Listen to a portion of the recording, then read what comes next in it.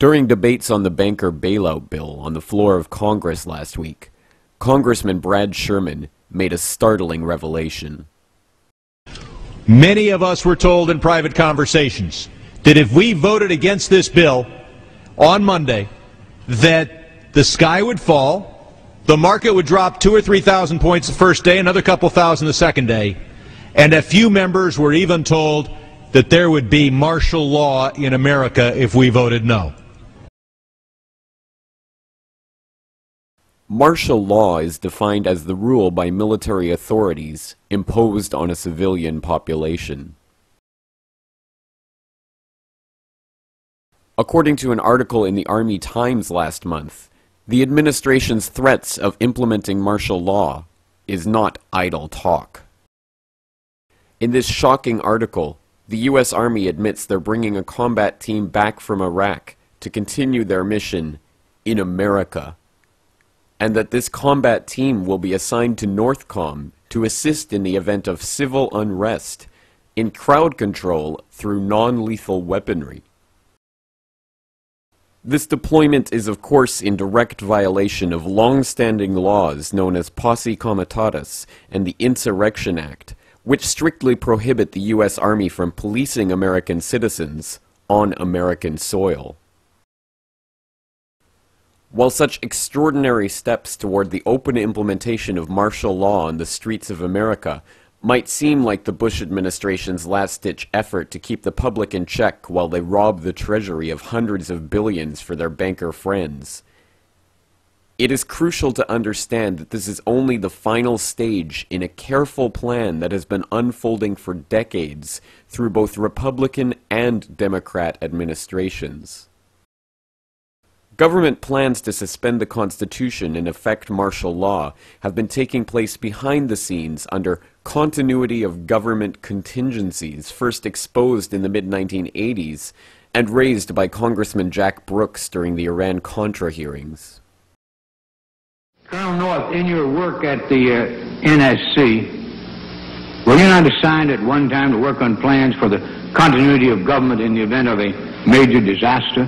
Mr. Chairman.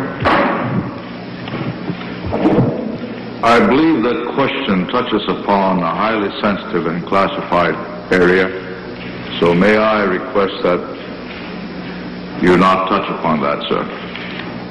I was particularly concerned, Mr. Chairman, because I read in Miami papers and several others that there had been a plan developed by that same agency, a contingency plan in the event of emergency that would suspend the American Constitution. And I was deeply concerned about it and wondered if that was the area in which he had worked.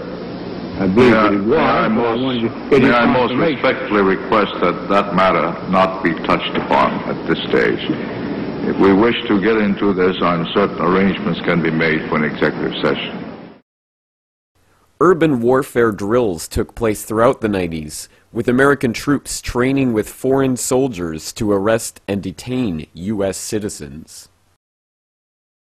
What you're seeing is real. April 10th through April 20th in Swansboro, North Carolina.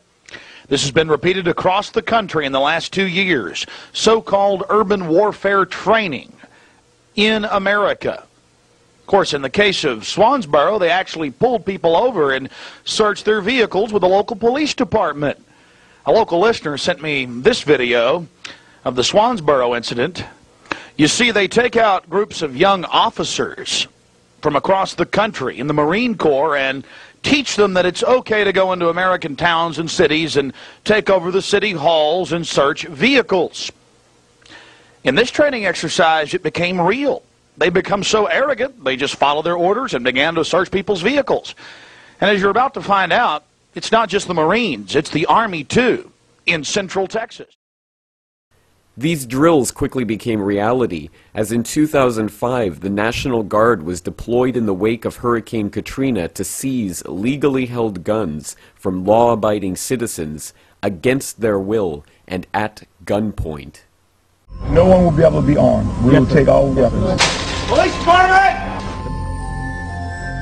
Police Department, everyone home!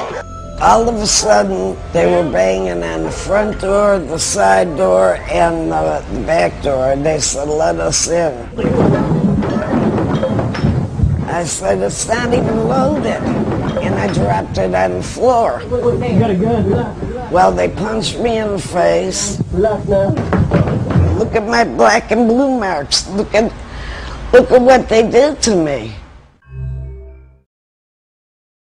In 2006, a secret government program came to light, which is recruiting clergy members to preach obedience to government in the event that martial law is declared.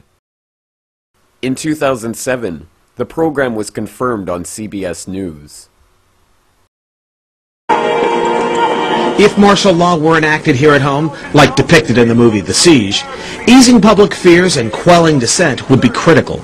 And that's exactly what the Clergy Response Team, as it's called, helped accomplish in New Orleans.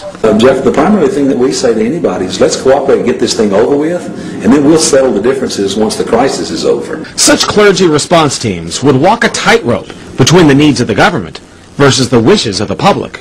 In a lot of cases, these clergy would already be known in the neighborhoods in which they're helping to defuse that situation. For the clergy, one of the biggest tools that they will have in helping calm the public down or obey the law is the Bible itself, specifically Romans 13. Because the government is established by the Lord, you know, and that's what we believe in the Christian faith. That's what's stated in the Scripture. And on May 9th, 2007, President Bush signed off on National Security Presidential Directive 51. This top-secret continuity of government plan effectively makes the president a dictator, allowing him to declare a national emergency for any reason whatsoever and implement martial law without the approval of Congress. The plan itself is so secret that not even members of the Homeland Security Committee in Congress are allowed to see its contents. But now they've denied the entire Homeland Security Committee of the United States House of Representatives access to their so-called detailed plan to provide for continuity of government. They say, trust us. Trust us, the people who brought us Katrina, to be competent in face of a disaster. Trust us, the people who brought us warrantless wiretapping and other excesses eroding our civil liberties. Trust us. These are just a few of the dozens of preparations that have already been completed to phase martial law in incrementally, bringing it about in stages, so an official declaration of military rule need not even be made. But if martial law is already a reality, what excuse will be used to turn the military against the American public?